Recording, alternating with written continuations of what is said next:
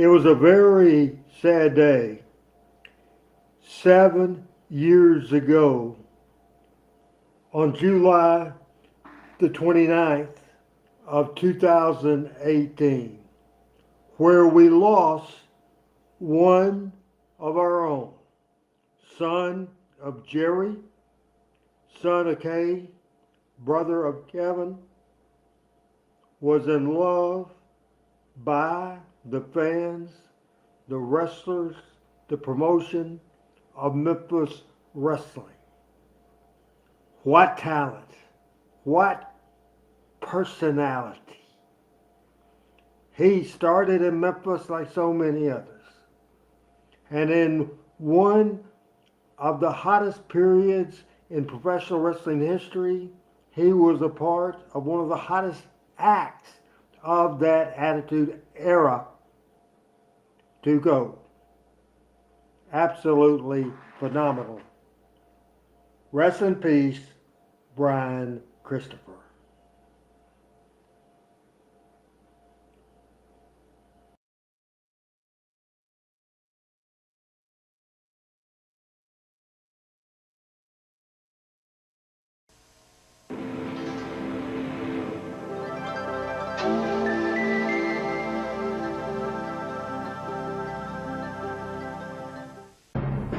Talking Memphis Wrestling with Randy Hales is now streaming live on Fun Media at fun927.com and is always on Facebook, YouTube, X, Twitch, and at tv5wrestling.com.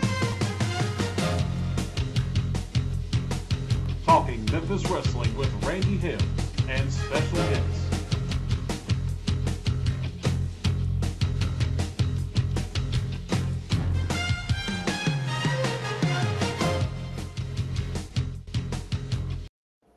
Hello again, everybody. Welcome to Talking Memphis Wrestling.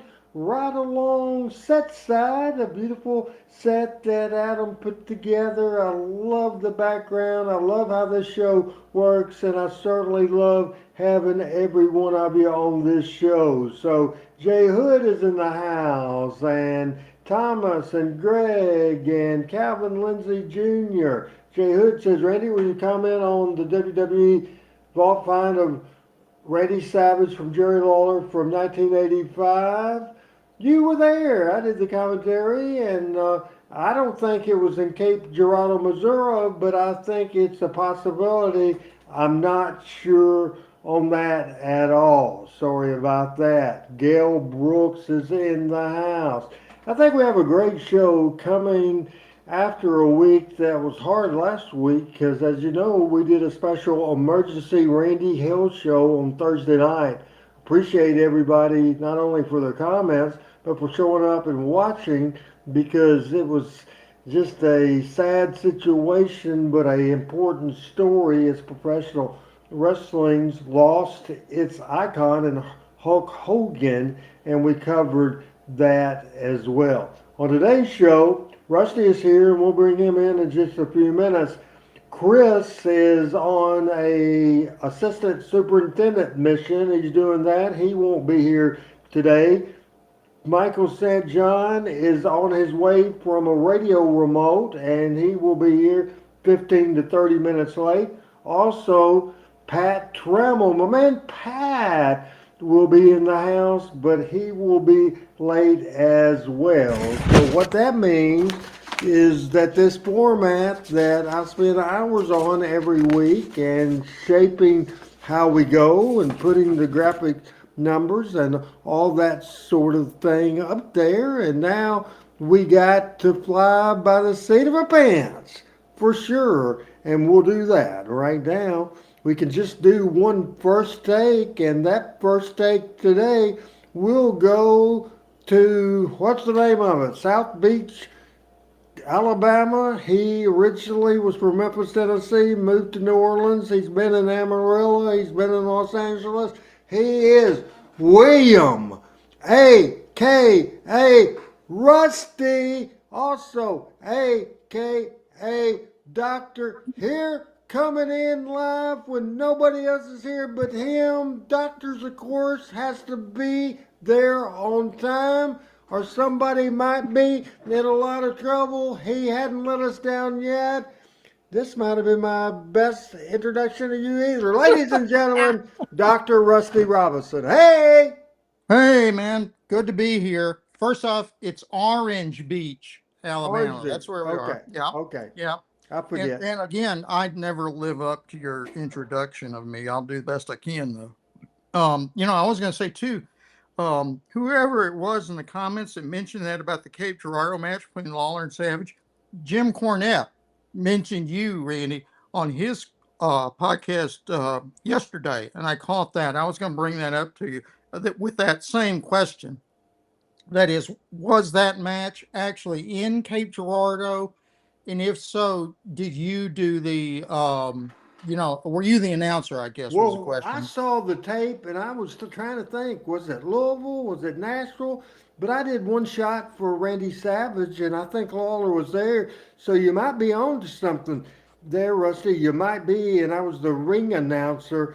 We didn't do commentary for that thing, Right. but certainly that was a hell of a night. It really was. It was an exciting night. And so, yeah, that was a pretty good thing. I forgot where I saw it. I probably should have tried to steal it and post it on this show today. Yeah, Jim Cornette seemed to think you were probably there and that it was probably in Cape Girardeau because they didn't usually, or Jarrett Promotions, didn't usually go that far north in Missouri. They did the Missouri Boot Heel because the TV reached that far, but it didn't reach all the way to Cape Girardeau. So this was kind of a special event. They thought maybe they could draw a house, I guess, with Well, Lawler versus it Savage. was not a Jarrett promotion show. It was when Randy Savage had TV in the Paducah area and Cape Girardeau Oh, area as well with ICW, I believe was the name of his promotion. So that was the thing. And so I went and I think I got paid $50, which is more than I got paid at the time in Memphis. I was happy. there you go. How far is Cape Girardeau from Jonesboro? About 150 miles. Oh, okay. Well, it's still a ways. Well, early on in my life, You didn't started care. going to Yeah. Louisville. I didn't. 150 miles. It kind of like going about like going from Jonesboro to Jackson. It was a piece of cake. It Yeah. really was a piece of cake for sure. Hey, let's go ahead and plug the great podcast you do, the Blues Doctor Recommends, because I think that you're going to go wrestling related a little bit, plus other things planned, and some of that we talked about last week on the show.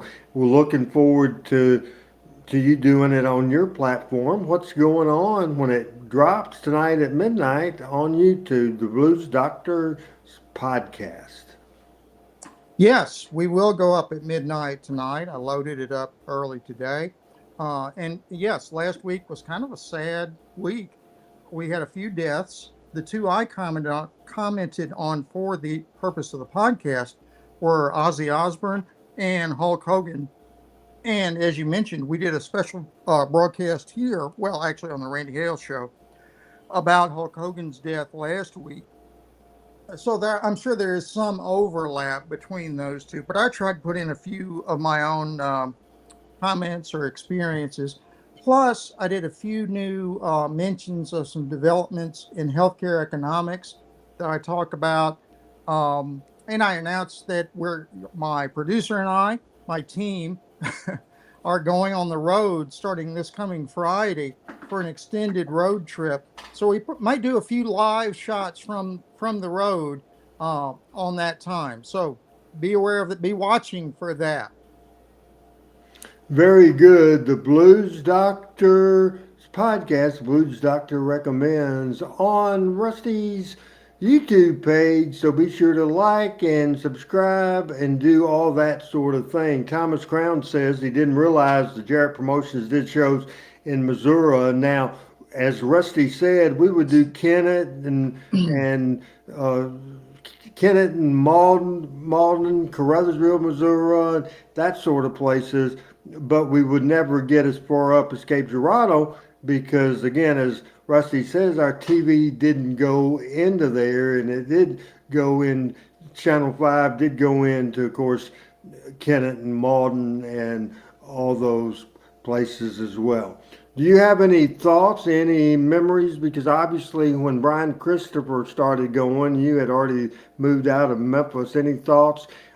Tell us where you were and how you heard of the fact back in 2018 on July the 29th when Brian Christopher, that news broke on wrestling media. It broke because I was in the room.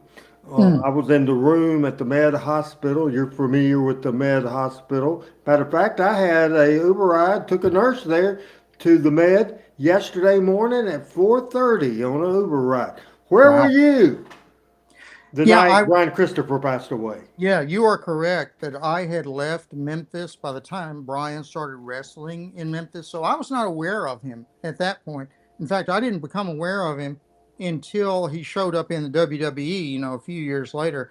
And at first, I didn't get it. In other words, I didn't realize he was Lawler's son until I started looking back, at some of the Memphis tapes and realized who he really was.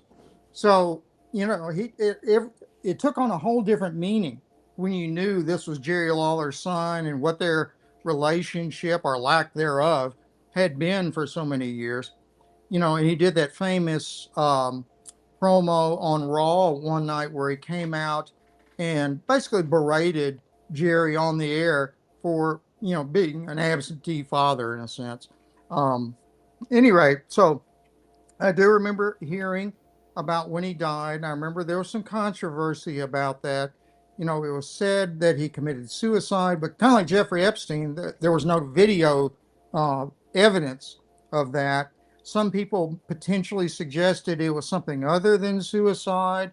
I think Jerry and Let's Brian's let, mother may have. yeah, let's don't go that way, right? Okay, That route, right? but nothing ever came of it. Right. So as far as we know, he did die of suicide. That's the official cause. Um, so he was talented. Man, he was talented. It seems to me like Brian was one of those guys in wrestling, of which there are far too many. They were kind of his own worst enemy in a sense.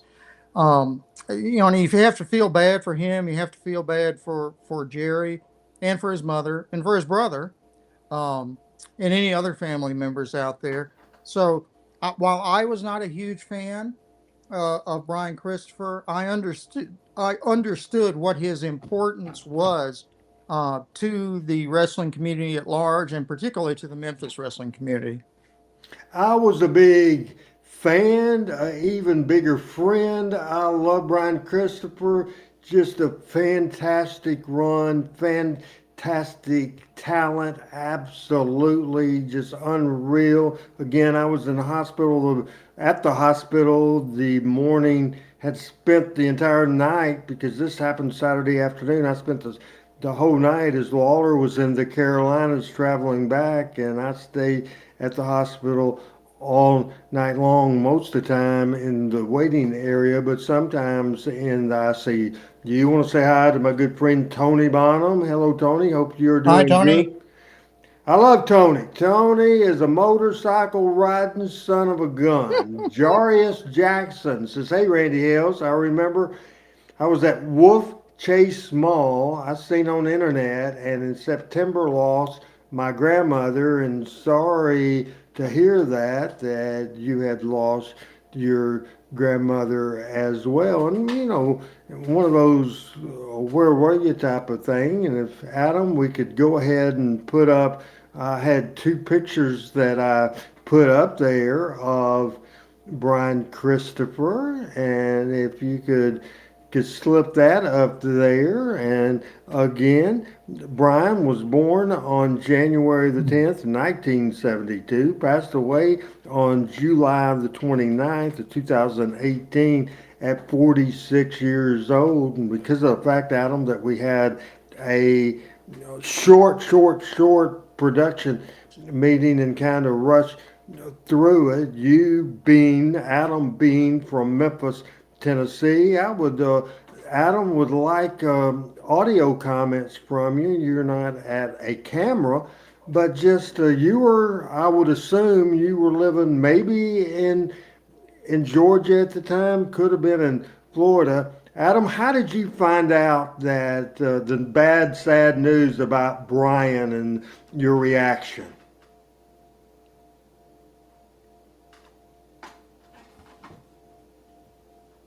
Adam says he doesn't have his webcam. He says, I actually talked to Kevin the night before. This is quoting Adam. All right. So, Randy, you got there to the hospital before Jerry did, it sounds like. Oh, hours before he did because Kevin had called me and told me that they were rushing him to the airport and his dad was in North Carolina.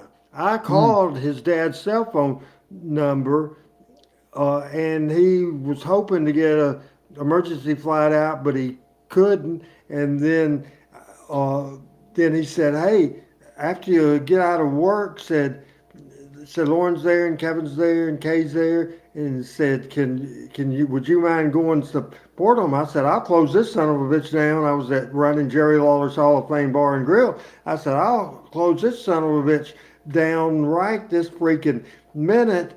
And I'll go down. He said, "Oh no, close regular time." So I got there about 12:20, and I stayed all night long. And then later on, Lawler got there about 11, flew in from Charlotte, and I happened to be in the ICU at the time. Lawler was there, and Kevin was there, and Kay, his mother, was there. The room was pretty filled, and finally Brian passed away because the life support they had decided to disconnect that Right. as well for sure. Hey Ben, what's going on? It's just a very sad Oh, yeah. situation, and I'm a little naive about medical stuff, but in a situation like that, I would assume that he was brain dead and that sort of thing. But is it the doctor's call to unplug uh, life support or input from the family's choice? How does that go, Rusty? No, you're right. It's a little of both. Once the physician team or just the physician realize that he is likely brain dead. In other words, if his brain were starved of oxygen for more than 6-7 minutes, then you're not going. The brain is not going to recover from that. So you're just keeping them alive by artificial means at that point. So that's when you go to the family, and I've had this happen before, sadly, with patients of mine. You go to the family and tell them what's going on, and gently suggest, maybe it's time to turn off all the machines. And the great majority of the time, the family understands that and agrees to it. And that sounds like that's what happened, in this case, in Brian's case. You mentioned Kay, who was Brian's mother, I believe, And and Kevin. Brian and Kevin, right? Yeah. Was she still in Memphis at that time? She was no, she was around the Lexington area, I believe. Oh, okay. Adam, do you know exactly? Because that's where Brian was living at the time with his grandparents. By the way, Adam was in Florida in 2018 during that situation, and hopefully we Because I will know get a Kay follow up. and Brownsville, near Jerry Bolivar, Browns. Brownsville area. Okay, Thanks, Adam.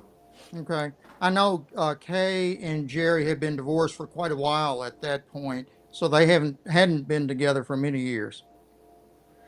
There has been a lot of podcasts and video casts about the death of Hulk Hogan last week. And if we could go ahead and sneak up there you go. The Hogan graphic as WWE remembered Hulk Hogan, and they covered it both on Monday Night Raw and this past Friday night on SmackDown. The most iconic name in the history of our business, Hulk Hogan, 1953 to 2025. I watch pro Wrestling Nation 24/7, pretty much around the clock. They covered it great. So many podcasts. The Jim Cornette podcast. Jeff Jarrett had a great podcast. Jim Cornette had a great podcast. I'm a little biased, but I think our podcast was great.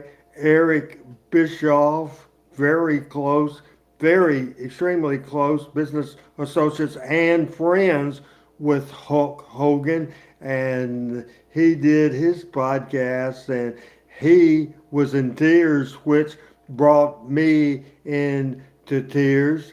Follow up since last Thursday when we went live for a special edition on the Randy Hales show. What do you think? Have you heard anything else? Any breaking news that I might have missed? I don't think so, but I did listen to, I think, all of those podcasts that you mentioned, Cornette and Bischoff and Jeff Jarrett and, a few others. I was, I guess I would say I was pleasantly but mildly surprised in the sense that everybody was effusive in their, respect for, adulations for Hogan. He had made some enemies, particularly in the last few years, that are, I won't say made enemies, but he would seem controversial, perhaps. So I was afraid some of that might come out in the wake of his death, but I have not heard that yet. So I was surprised pleasantly at that everybody's been so good about it. Yeah, absolutely. And on Twitter, you know how Twitter is. And by the way, I've been meaning to ask you since we became friends, Rusty. Are you on Twitter? No, but we're working on it. That's on the on the plate somewhere. It can be pretty brutal at times, uh, for sure. That's what I hear. So we're not going to do that until I'm truly ready for it. So we'll get there eventually. Adam is uploading video of Michael talking about Hogan, and so stand by for that. And hopefully, Michael will be in just a few minutes for sure, and it is ready. And obviously, I don't think I have seen this. And obviously, as we are doing a thing called stretch, and Michael said he'll be here about 7:15 and a 7:22. And this is an interview with Michael St. John talking about Hulk Hogan. I don't know the setup. I think it might have been on television there in the Huntsville area. At this point, Adam has uploaded, and I will say this right now, is that on the Jeff Jarrett podcast, they talked about it. They showed Michael's picture. They showed that introduction video that Jarrett did in 1979 with Michael doing the voice, and it was just good to see that happening. And I'm glad that Michael St. John is getting his props. As Ty says, Randy, was it ever considered for Jerry to acknowledge Brian as son and make some type of program? I'm sure it's been pitched and talked about. It was never a serious situation. Shane says, I remember when Hulk made his debut in Memphis and Brutus Beefcase, Ed Leslie Yep. introduced him, and we talked about that. And if we need that later, we have it in our system and we can play that. But here's a Michael St. John video that Adam found right now talking about Hulk Hogan. Let's watch. It started out with, it's not an optical illusion. This man is not a television illusion. It's not a TV trick. He is not an artist's conception. I mean, this is this guy. He is the Hulk. Before Hulk Hogan became one of the WWE's most iconic stars, Huntsville native Michael St. John helped introduce him to the wrestling world. In reality, it was his first debut on television as the Hulk. Hogan made an immediate impression on St. John when he arrived for his debut at Memphis Wrestling in 1979. And he starts getting out of the car, and he keeps getting out of the car, and he keeps getting out of the car. And Deborah Jarrett turned to me and she said, oh my God, this is the biggest guy I've ever seen in my life. As an on-air personality for the promotion, it was St. John's job to help hype up Hogan's first appearance. And the Hulk is coming here. Boy. Within about 25 minutes, I went into the production room at the radio station and produced the audio on the video that you now see. St. John was paid $25 to write, narrate, and pick music for a video segment that's become a piece of wrestling history. When I did it, I didn't think it was, I thought it was going to be shown in our territory, and that was about it, and didn't think anything of it. His measurements are almost unbelievable. It's been seen around the world, and especially this week, after Hogan passed away on Thursday at age 71. I was sad because I think we lost the biggest figure in the history of professional wrestling. Nobody else in the business, I don't think, ever achieved or got to the plane that Hulk Hogan did. There's all kind of Hulkamaniacs running wild. That's But why St. John met him before Hulkamania ran wild, or he went Hollywood. They played the video, and he shook his head, smiled, liked it. But he's very quiet. That, if anything, the persona that he ended up being was the antithesis of what I met him. It was the beginning of creating a larger-than-life character who now stands the test of time. And I guess someday I'll sit back and say that was a pretty cool era. With coverage you could count on, I'm Trevor Denton, Way 31 Sports. I'm assuming, Rusty, that is a Huntsville, Alabama television station. Do you know? That's what it looked like, that WFUN, or actually the TV station, which I forgot the call numbers from, but that's what I guess it was. And I'm sorry, my professionalism leaves something to be desired because you caught me eating dinner yet again. So I'll try to minimize the disruption. You know what? It doesn't bother me a bit. I dipped during the show. However, we had that one smart ass on Twitter. That's why I say Twitter is a very toxic form of social media. It just really is. Adam says he always loves turning into the show, and he's thanking us for Thanks, Adam. the content, and we love doing that for you. It's certainly our mission, and always has been, to keep the legacy of Memphis Wrestling alive. And what we tried to do is teach history lessons about Memphis Wrestling. Ben says, watching Unreal on Netflix. I'm curious of your thoughts on how much they pull back the curtain. I haven't watched that, and I don't know how much they're pulling back the curtain, but man. I haven't seen that either. I'll have to go look for that. Thanks for letting us know, Ben. We have PJ Rusty watching from Thailand. That is... Yes. PJ is now a subscriber for the Blues Doctor Recommends, so we are greatly appreciative.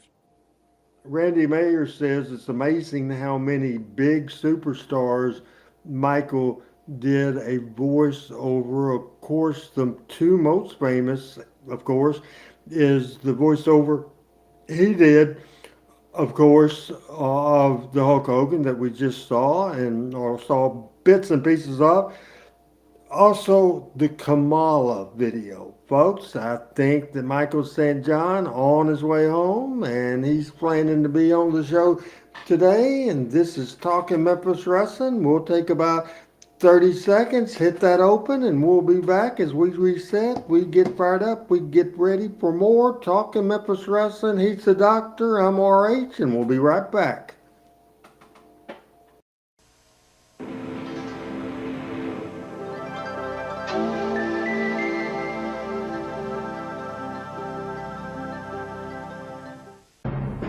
Talking Memphis Wrestling with Randy Hales is now streaming live on Fun Media at fun927.com, and is always on Facebook, YouTube, X, Twitch, and at tv5wrestling.com. Talking Memphis Wrestling with Randy Hales and special guests.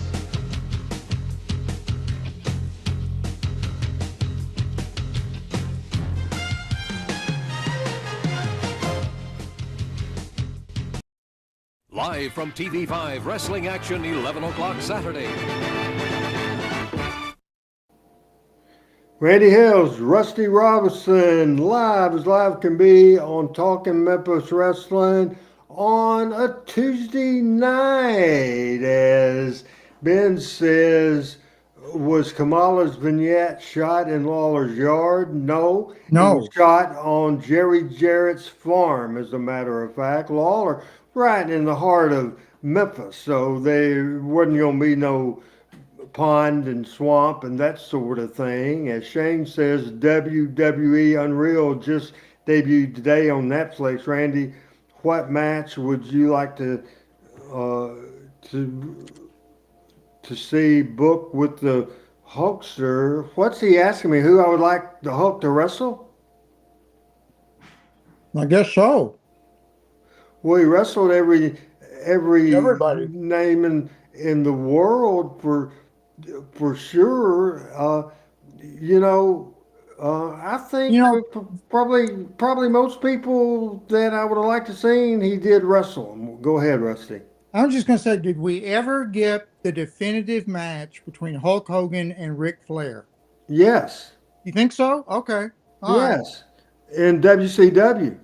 Yeah. I guess Absolutely. We didn't have the definitive WrestleMania type of match No. for sure.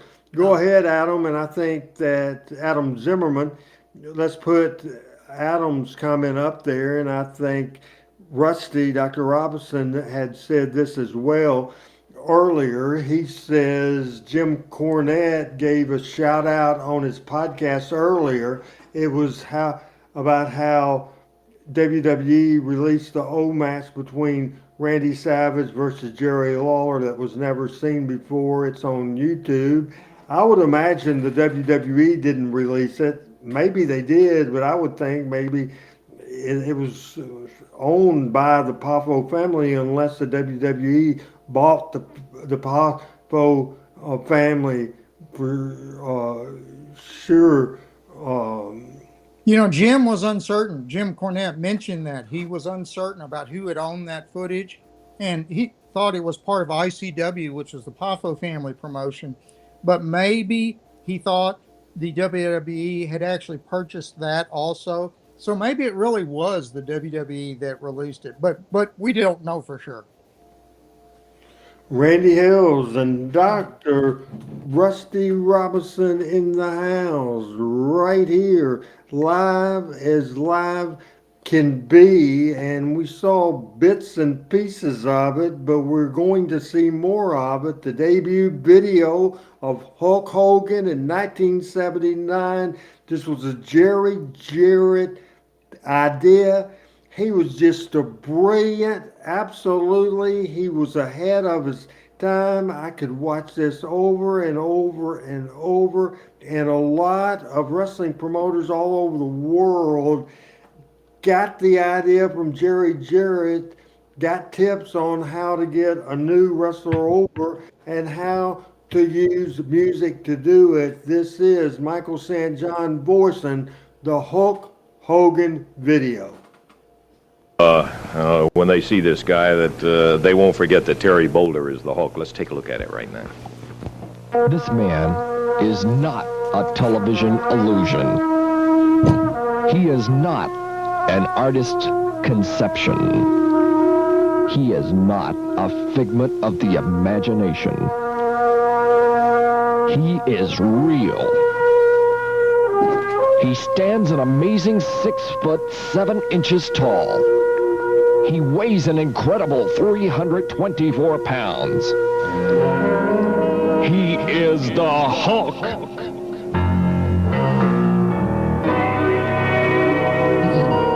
The Hulk, without a doubt, is the most awesome figure in professional wrestling today. His measurements are almost unbelievable. His neck measures 24 3/4 inches.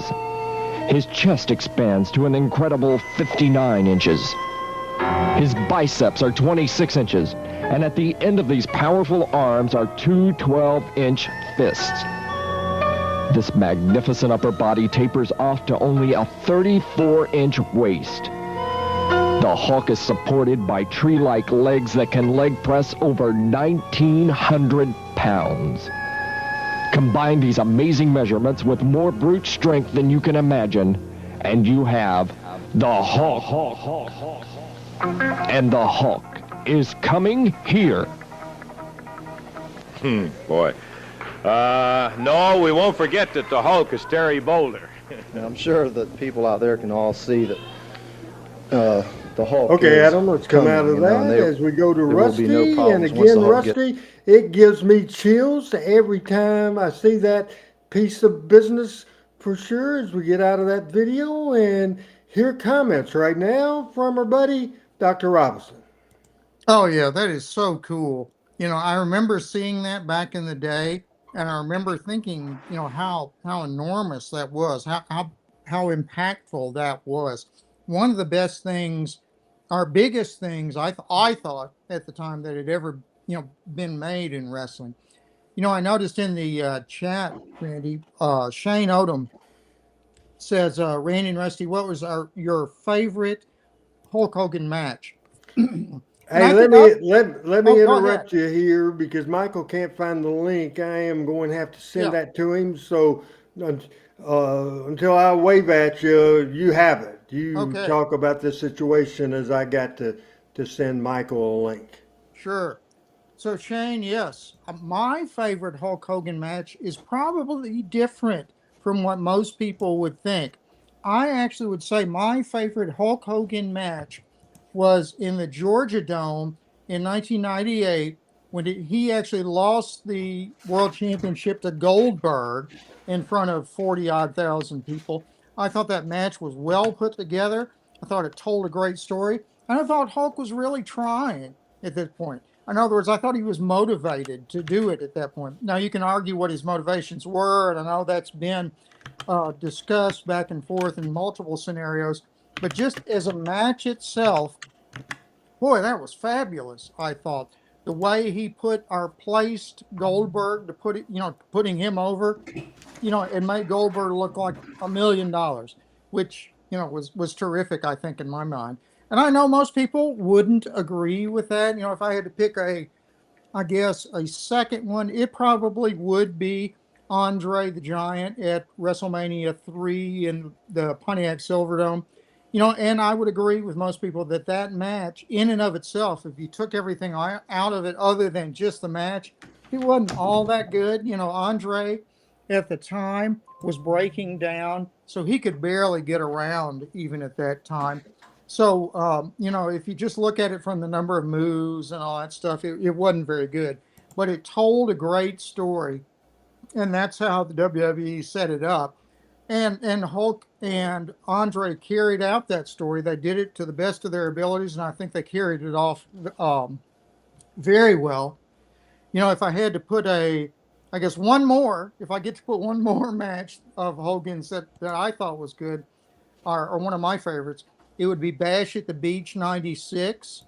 And that was when Hogan joined the NWO and turned heel for the first time. It was I think it was South Carolina, although I'm not sure about that. It doesn't really matter. But Kevin Nash and Scott Hall were in the ring, and they're beating up all the WCW guys.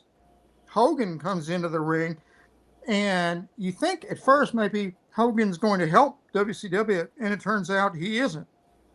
He beats up a couple of WCW guys, including, I think, Randy Savage and others, and then starts talking down to the crowd and telling them how they never appreciated him, and he's doing what he's doing now for the money because these are his buddies now.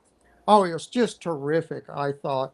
And I never thought I would see a Hulk Hogan turn to bad guy match like that. But again, I thought that was very well done. Obviously, part of it was the promotion itself and the booking of that, which set it up so well. And that's kudos to Eric Bischoff, who I think had a major role in that.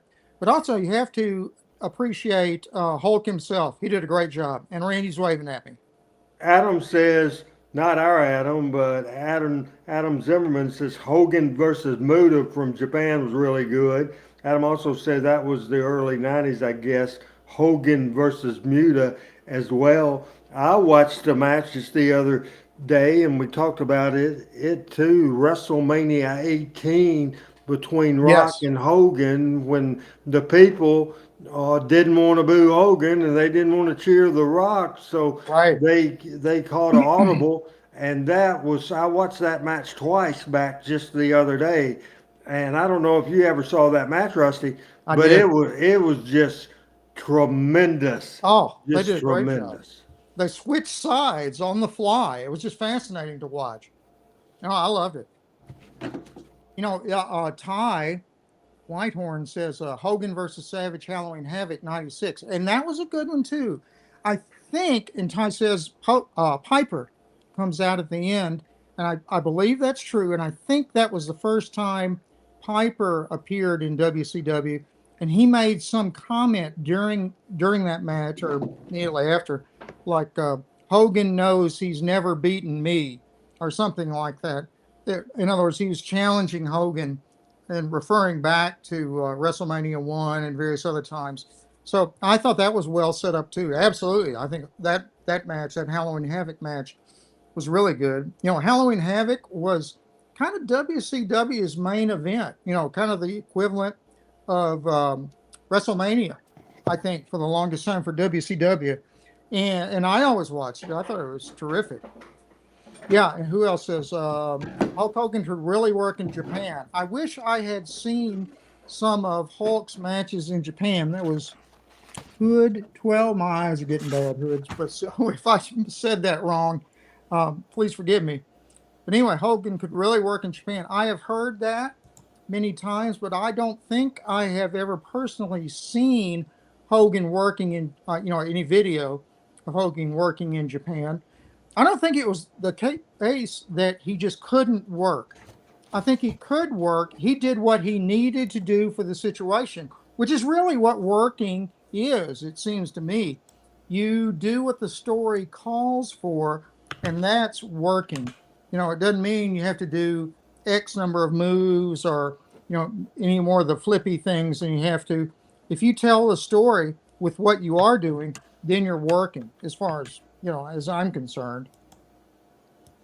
Absolutely, as Adam or Michael is having trouble getting that link, and I keep sending it to him, and I'm sending it to the production email, production at fun927.com, as I've sent that.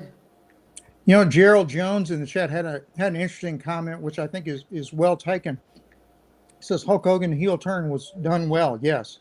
Now WWE is trying something similar with John Cena, and to me it isn't working. And I kind of agree with that. I've not been that impressed with that turn. Randy may have, but I really have not been. He says because they show him smiling out of the ring to fans, etc. That shows to me that's why it isn't working, in my personal opinion. Yeah, I don't think they're pulling it off like Hogan did at Bash at the Beach. But it's a different era. Maybe that doesn't mean as much, now as it did in 1996. Yes, sir. Randy. All right.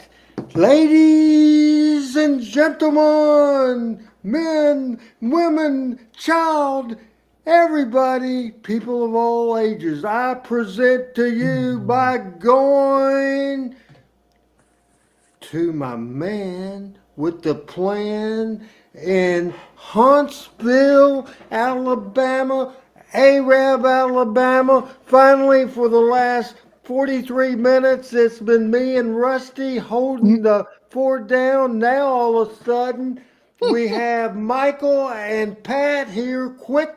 First quick take, and we'll get in after 41 minutes of bullshitting. Finally, we'll get into the subject matter here. Here's Michael St. freaking John with his first take today. Man, Michael, good evening.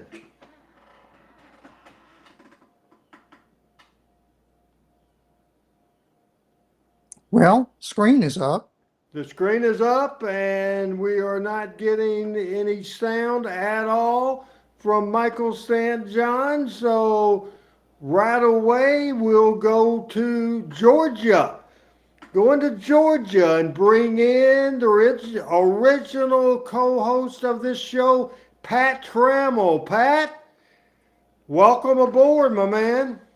Thank you. Can you hear me? Yes, sir. Yes. Hey, Pat. Can you hear me now? We could hear you from the first place. All right. Well, somehow when I plugged in my headphones, it didn't work, but we're okay now. Good to see everybody. Apologize for being late. It's a long drive to Valdosta, Georgia. First take from Pat Trammell. First take, excited about tonight and what all we're talking about. Of course, the news we got this week about Hulk Hogan. You know, it seems that the longer we live, the more legends we have to say goodbye to. But anyway, just excited to be here with y'all tonight. One of the things we did earlier in the show when Adam was talking to me about it earlier, not Adam, Michael was talking to me about it, and Michael is, we still don't have an option to put Michael on, but Pat, the TV station in Huntsville interviewed Michael and did a video piece, and I thought you'd be interested in watching it. As here with the Talking Memphis Wrestling crew, we're going to see it for the second time. This is Michael St. John talking on the news about Hogan as we watch now on Talking Memphis Wrestling. All right. It started out with, it's not an optical illusion. This man is not a television illusion. It's not a TV trick. He is not an artist's conception. I mean, this is this guy.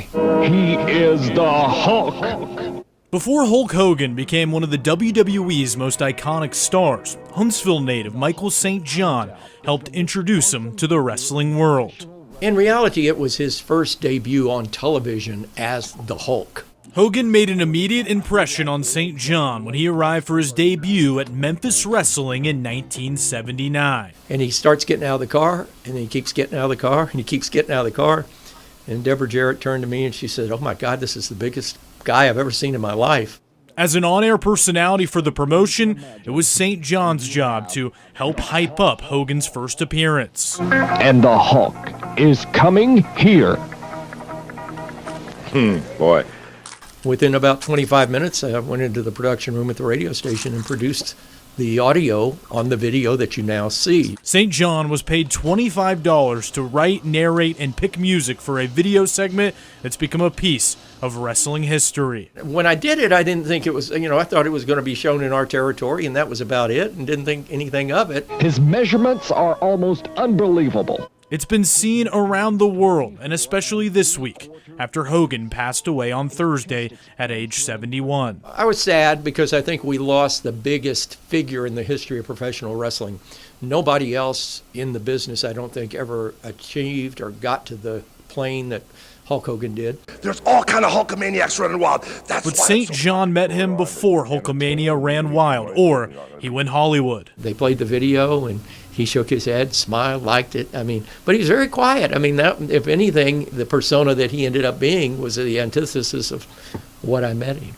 It was the beginning of creating a larger-than-life character who now stands the test of time. And I guess someday I'll sit back and say that was a pretty cool era. With coverage you could count on, I'm Trevor Denton, Way 31 Sports. Pat Trammell. That was great. Michael's a part of, as you are, with other people, but Michael's part of history. As long as people talk about Hulk Hogan, that'll be seen. And it was a fantastic piece of work, and I know that it was I know Randy West had a lot to do with that, and I don't know who came up with the Hulk as a name, but it changed Terry Bollea's life, who, by every account I hear, was kind of a misfit trying to find himself bass player in a Florida bar at one point. So this business that we love takes people in a lot of different directions.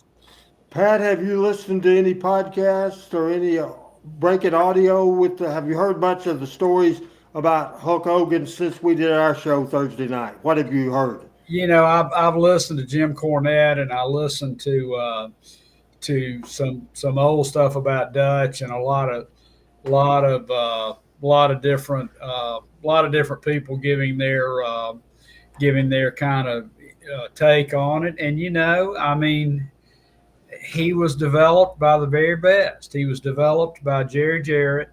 He was developed by Vern Gagne, and he was developed by Vince McMahon. And when you sit in those classrooms and you have that body and, apparently that work ethic, which I think it is lost. I don't think people talk about that enough. You're going to become a legend. And Pat, real quick before we try Michael again, read Al Tuttle's comment to you that's on the screen right now. I'm an hour away. Al is obviously in South Georgia as well, and it's been a long drive. I like this part of the world, but I did not realize I'm probably less than 20 minutes from the Florida line. I've been driving for over 6 hours today.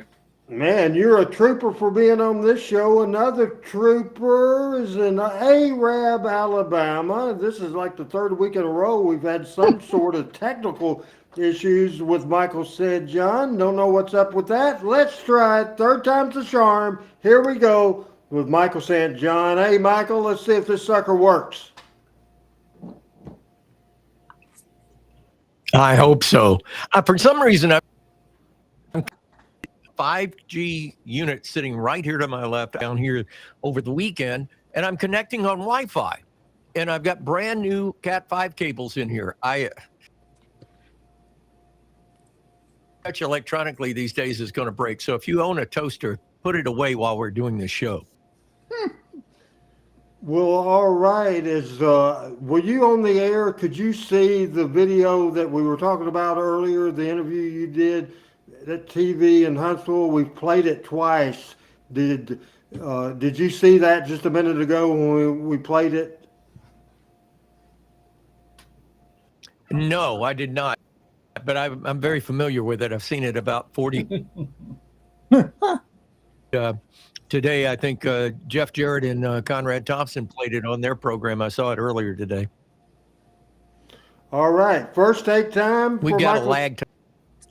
Yes, we do.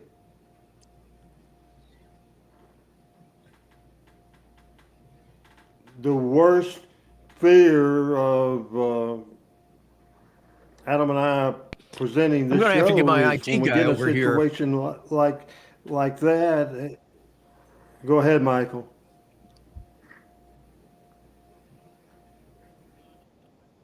Guy over here to figure out what's going on. Somebody added a Ruco to the system last week, and I don't know if that's what's interfering or not, but hopefully we forgive me for being tardy, but more so than that, forgive these internet problems we've had for the past couple of weeks. It's been a trying bunch of days. Sounds like. Yeah, nobody was expecting it around these parts, and everything that happened since then. Michael, we're missing every third word, and then missed you and you freeze up for about 45 seconds. We're struggling. Yeah. Yeah, we are. Let me reconnect. Let me reboot the system and hopefully get back. Randy, while Michael's trying to reconnect, I'm kind of interested to ask you a couple things about. Did Hulk, when he was in Memphis, did he make the circuit? Did he wrestle in Jonesboro any that you remember? Yes, remember we showed the Jonesboro card from 1979 last week. They were in the opening match. That's right. Do you remember seeing him at that time? I was the ring announcer. What was your impression of his work? Well, I was probably a 17-year-old kid. I didn't know what the word work meant. I thought he was an impressive wrestler. I still use that. Have you ever heard me say the word work? No, I haven't. It's taboo to me. Yeah. Okay. But no, I honestly didn't think that he would be the most iconic professional wrestler in the history of the world. and he was not in Memphis. He was green and working as a tag team partner. And Jim Cornette talked about it, I think, on his podcast, and Jeff Jarrett definitely did. The Jeff Jarrett podcast is absolutely fantastic, talking about those early days. And again, uh, normally Pat Trammell heads the Jerry Jarrett fan club on this show almost enough to make me throw up. But at the same time, you have to give the devil his due, and such an innovator Jerry Jarrett did in that interview, or that video piece they put together is great. And not only did it get Hogan over, also every promoter, or the smart ones, Bill Watts and Vince, and even some Vern and other places, they stole the idea, which is smart to do, Pat, but have to give Jerry Jarrett a lot of credit. You have to give Louis Tillett, who's the booker in Mobile for Ron Fuller, credit that when Jack Briscoe and Jerry Briscoe and Brian Blair tried to get bookings, they thought that Hogan was ready, and he started wrestling as without a mask sort of thing. He was Super Destroyer in Florida and just underneath enhancement guy. Then he went to Mobile, started running the territory, then was there about a month or two, then came to Memphis, then went to Knoxville. And we did that timeline, obviously, last week, but just a great job for Jerry Jarrett, and the transformation of where he went from 1979. Then when it really hit, he did that big, the part, was it Thunder Lips, or what was his part in Rocky 3? Rocky 3. Thunder Lips. Yeah. Thunder Lips, and that got him over like Rover. Then he went AWA for Vern Gagne, and they went the babyface route. And Jeff Jarrett was talking on his podcast. You can look at his psychology, and especially how he goes into a comeback and how he sells. This is what you have to say about Hogan. Hogan sold, absolutely. Then that big comeback, the no sell, then the comeback. Where do you think he learned that from? Jerry by God Lawler, right? Absolutely. Yeah. I don't think there's any doubt about that. Yeah. I think I told y'all last week I was driving back from somewhere. I don't remember anymore, but I was driving back from East Tennessee and listening to the wrestling channel on Sirius, and they had Greg Gagne on there. And, he talked very much about what that Thunder Lips thing did for Hulk, and that really is what got Vince Jr.'s attention for him. And he said, they were, Hulk did what he had to do, but they were getting ready to put the belt on him there, and then he walked out, and he was not really pleased with that, but I think they made up later. Hey, we got Rusty, and we got Pat, and we got Randy, and this is Talking Memphis Wrestling. We had Michael St. John, waited for him for about 45 minutes into the show. And Pat, you made a request for me to hold up on covering something until you arrived on the show. So tell everybody, the Talking Memphis Wrestling family, Team Hales, tell them what we're going to talk about right now. Well, I think we're going to talk a bit about kind of a legend in early Memphis wrestling that was also somebody that I remember since my very early days in wrestling. And I think old Memphis wrestling fans kind of divide, as I divide, and most people in the state of Alabama divide the world into BCBD and ACBD, before Coach Bryant died and after Coach Bryant died. And I think a lot of people in Memphis kind of see, and I say a lot of people, I think a lot of people really close that were part of the Memphis Wrestling intimate family, like you, Randy, and Lawler and other people. I think, I think people judge their careers and lives in Memphis wrestling is before and after, Sam Bass died in 1976. And so I think we're going to talk a good bit about Sam and that tragedy and his legacy today. And I'm looking forward to that. Let's get into the history lesson today. This is, and Adam, I'm just going to go ahead and the Sam Bass video, I am going to go ahead and click on these, and because we will announce that in late 1972, Jerry Lawler teamed with Jim White. Lawler, when he was in Alabama territory in Montgomery, I think, had met Sam Bass.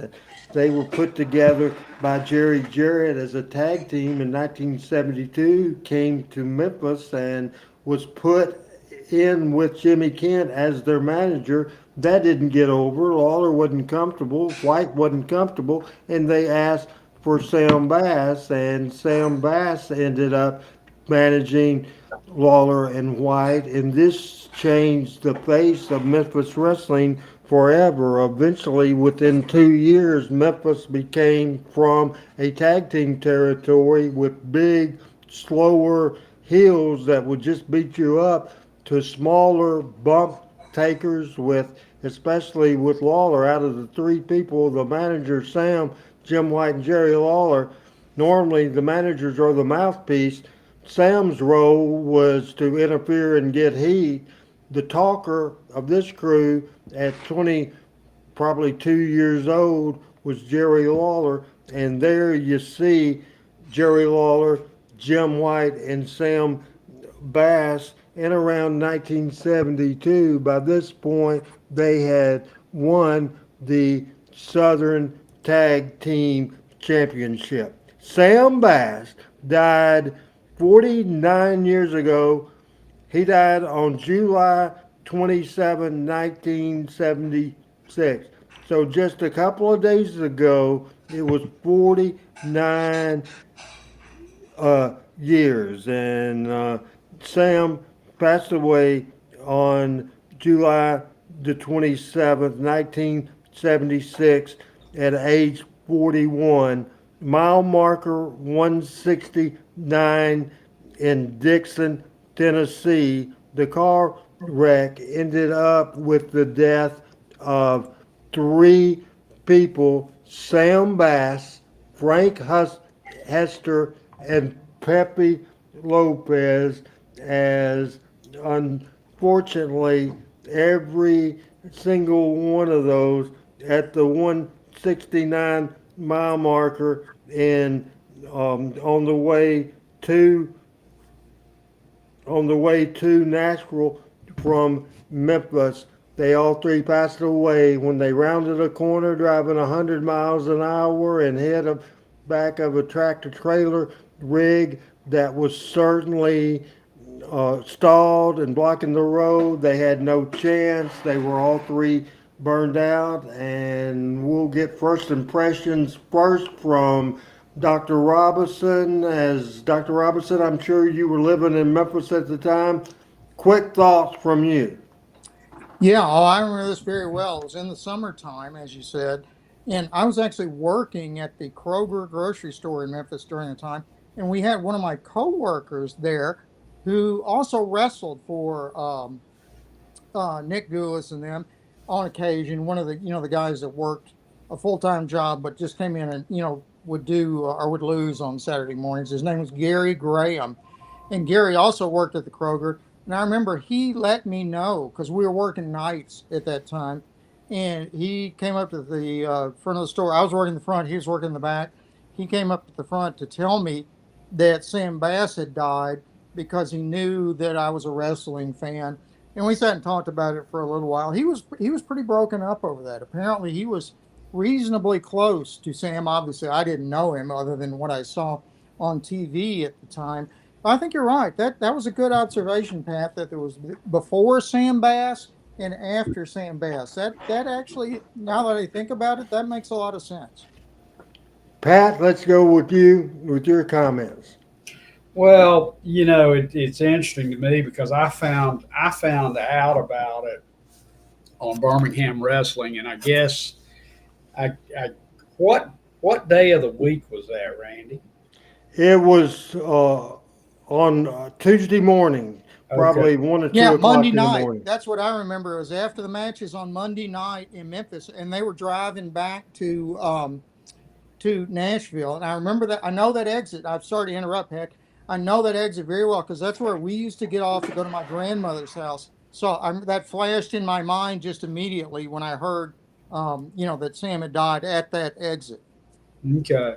Well, I remember on Channel 42 Wrestling at 10:30 on Saturday night, Sterling Brewer breaking the news, and he it was interesting how he kind of couched a hated heel's death, and didn't mention a lot about the Dominoes, but just made the comment. And Sterling was a vocal Christian, if I can put it that way, and he was very kind about it and everything else. And I in retrospect, I could tell it was a little bit awkward to do that, but I remember just kind of being stunned.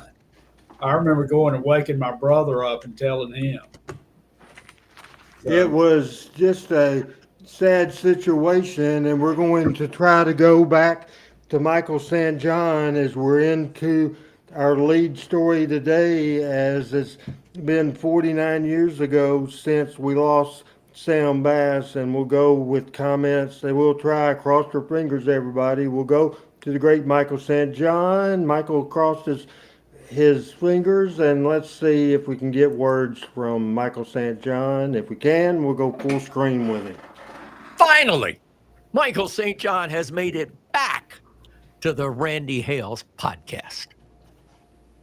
All right. Back. You and The Rock. So anyway, I did not know Sam Bass. I have heard legends. He's a legacy. I heard that he was one of those guys that when you met him, you just automatically liked him. And I never heard anybody say anything bad about Sam Bass, except for the fact that he liked to drink a little beer every now and then. But other than that, that is the biggest negative I've ever heard. Everybody just, he's sort of a Tojo Yamamoto character or a Jackie Fargo. When you lost Sam Bass, it was like you lost part of your heart. Absolutely. There's no doubt about it. And someone asked, and I think it was Pat, you asked, and again, I will tell you it happened wee hours of the morning on the 169 mile marker. And a interesting story, I made that trip a million times from Memphis, and by the way, I've made that trip with Tojo Yamamoto many times at the 169 mile marker, going from Memphis back to Nashville on Monday night. More times than not, Tojo, who did not drink, would stop and buy a six-pack or a bottle of liquor, and we would stop at the 169 mile marker, and he would honor Sam Bass. Michael, you probably heard that story, and Adam pointed out That story. Sam Bass was pre the Channel 5 era. Channel 5 started in 77, and the Bass era was the Channel 13 era from 72 to he passed away July 29th, 1976. So before I read the card from Memphis, the night he was killed, let's see, it looks like we have, crossed my fingers, we have perfect connection now from Michael St. John. So Michael, even though it was before your time, comments.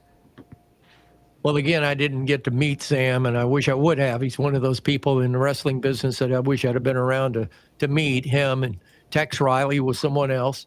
And again, the character, his personality exuded the character, and the character exuded the personality. But a terrible thing. But in making your point, Randy, I actually witnessed. At Tojo, I was driving back one night.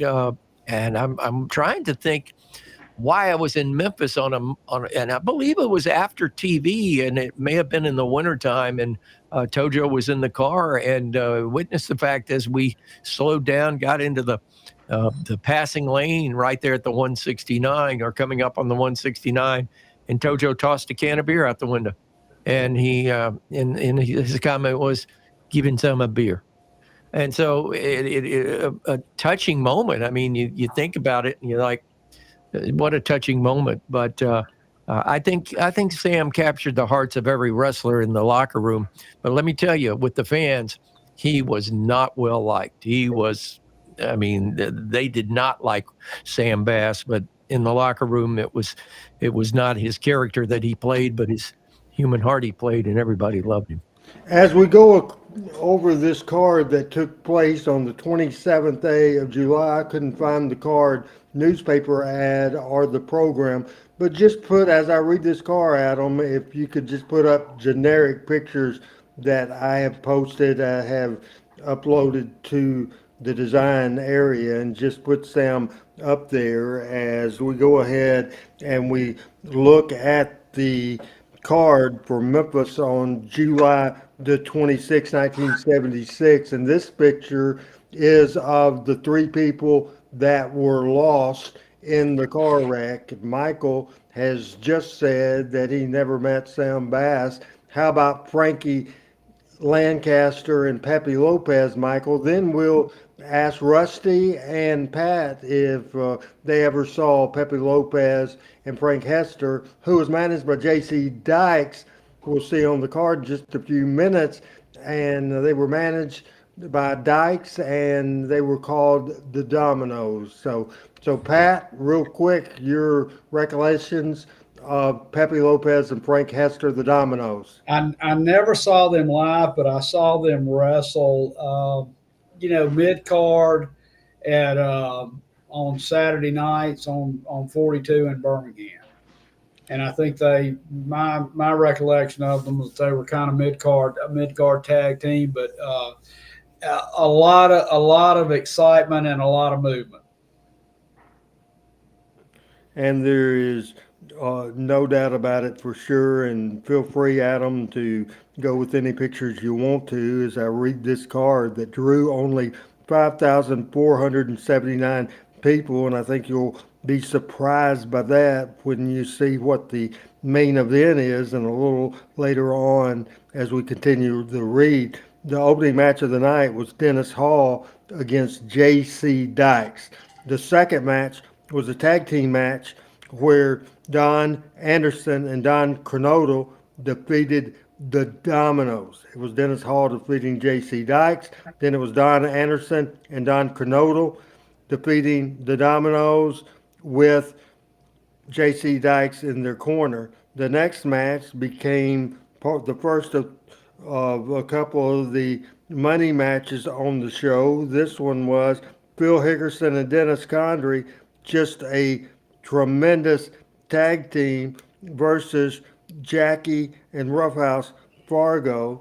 Now, Lawler was on his way for the second road to the gold for the world title. He ended up in a Southern Heavyweight Championship match where he lost the Southern title to Harley Race. The main event was Lawler versus Harley Race. The next week, August the 2nd, Lawler defeated Dory Funk Jr. August the 9th, 10,098 people, Southern title. Jack Briscoe defeated Lawler. The next week, 1,100 people, Lawler beat Jack Briscoe. And then the first appearance at the Mid-South Coliseum, August the 22nd, 10,432 people. a 60-minute draw. Terry Funk drew with Jerry Lawler. We'll go with Michael St. John first as we took a look at the last card that took place with Sam Bass on it on July the 26th, 1976. And before I throw it to Michael, I remember as a kid that had ring announced Sam Bass matches, and certainly he was an evil son of a gun. I remember they did a cold open on WHBQ TV. It came probably pre-recorded because the audience was not in the studio, and it was the voice of of, of Lance Russell, and he started by saying, "Wrestling fans, Sam Bass used to come to me every Monday night and say, 'Ring the bell, Lance. It's time to separate the men from the boys. Ring the bell.' Then Lance says, 'For the last time, we are going to ring the bell right now for Sam Bass, who was tragically killed late Monday night on the way from Memphis to Nashville.' Then he rang the bell, and that's how the show started that week. So your comments, we'll start with Michael. I never saw that clip. I have heard that story before, and that just made cold chills run all over me. I mean, what a poignant way to do that. I think lost in the story also, Randy and gang guys, is we lost two other wrestlers in Frank Hester and Pepe Lopez. Pepe Lopez wrestled for Nick Gulas. I know Mr. Gulas used to tell some stories about Pepe, of how Pepe was a mainstay. He was one of these guys that would just help out the company in any way he could. And he wrestled most of the time under the mask. And I remember him as one half of the Mighty Yankees back in the days.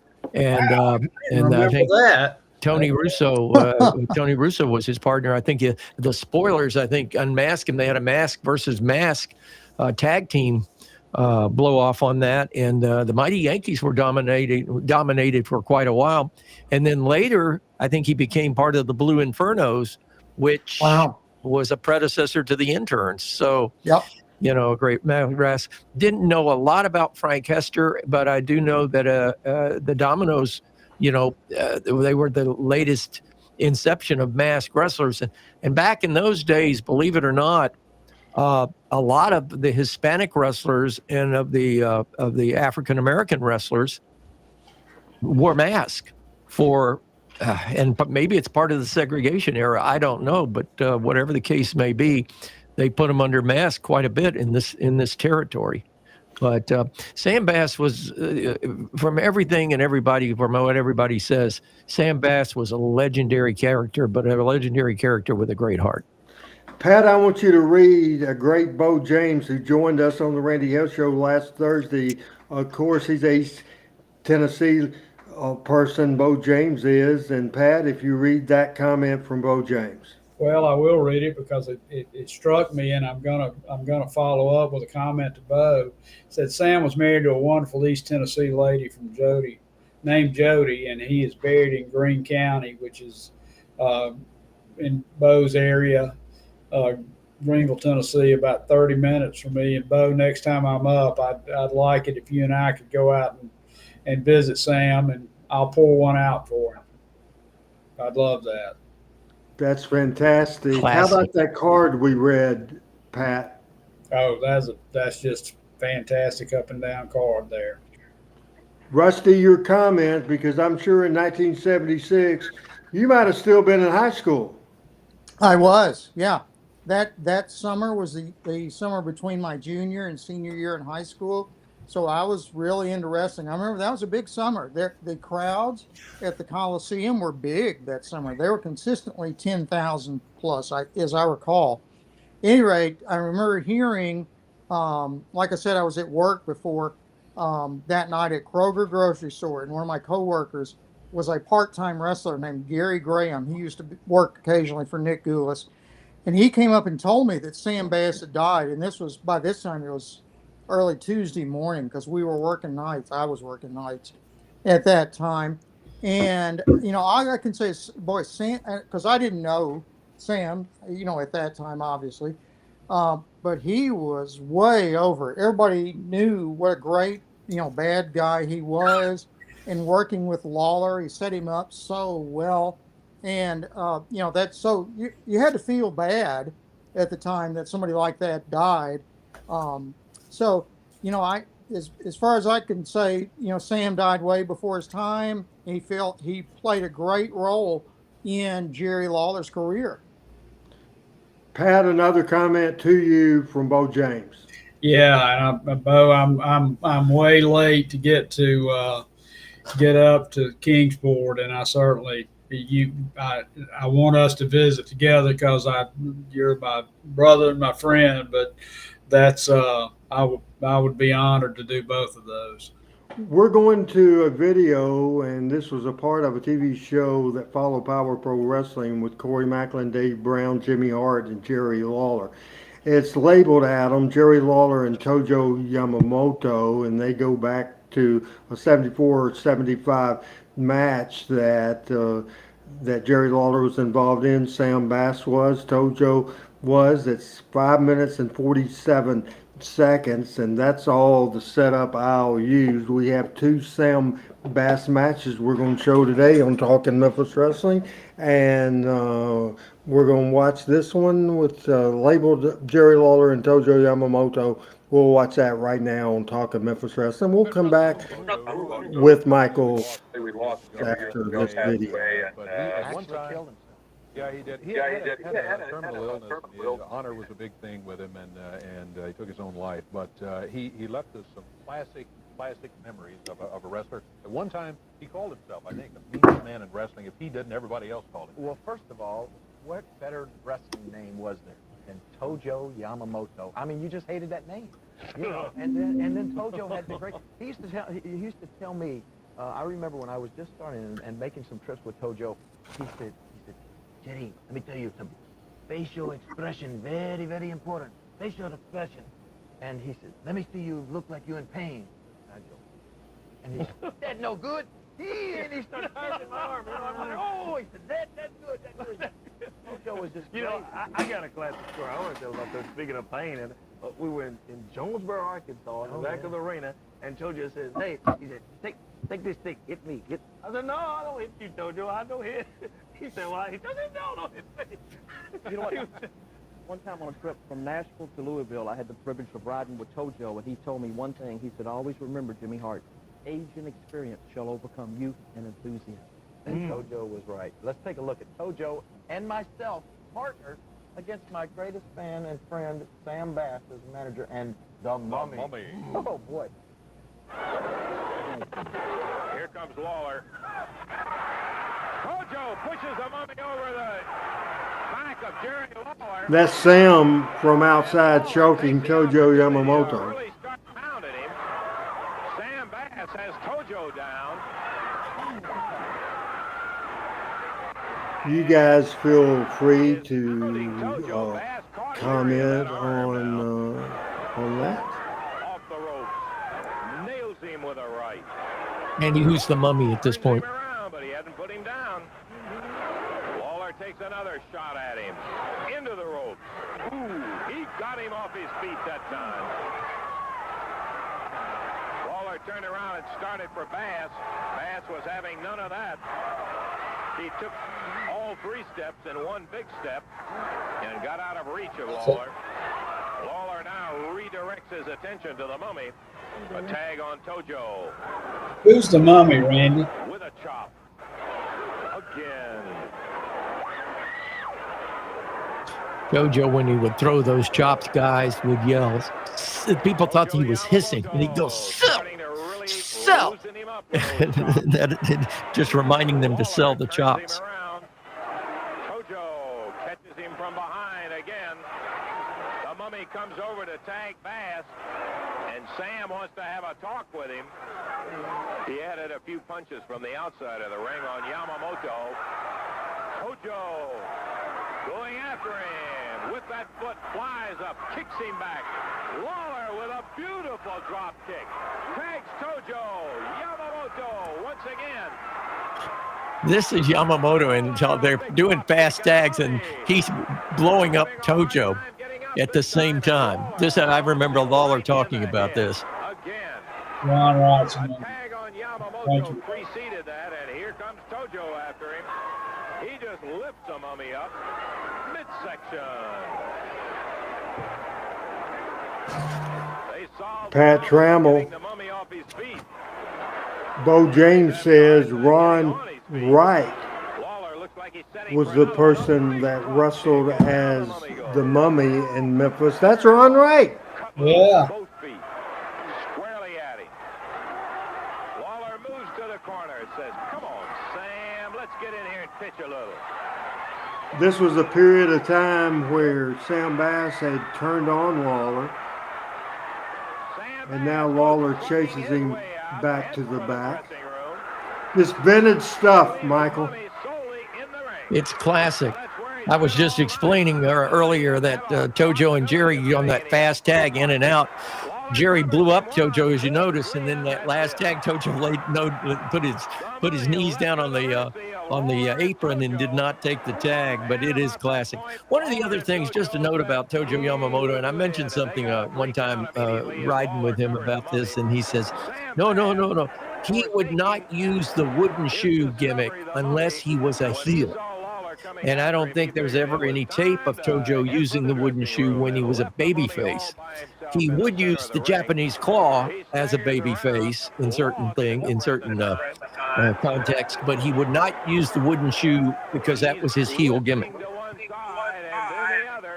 Oh, I love those wooden shoes. He misses him. You knew Tojo meant business when he did that. Remember when he also would wear the black wingtip shoes?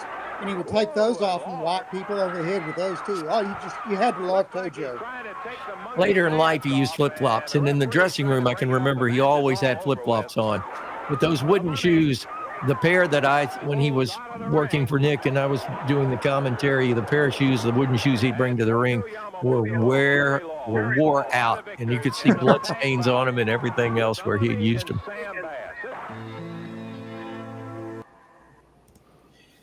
All right, and there we go, and we're taking a look at that. It was Sam Bass and Jerry Lawler in action. We saw the Mummy and we saw Tojo, and we'll go with Rusty first. That's a classic era, and do you think you were there for that match, Rusty?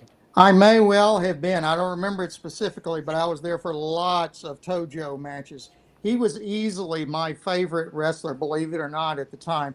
When we would play wrestling as a kid, in the backyard, we had kids from all over the neighborhood. I always wanted to be Tojo, even though he was a bad guy, because I just thought he was so cool. So, and I would take my shoe off and hit people over the head with it was like a tennis shoe or something. And so I would be Tojo as a wrestler.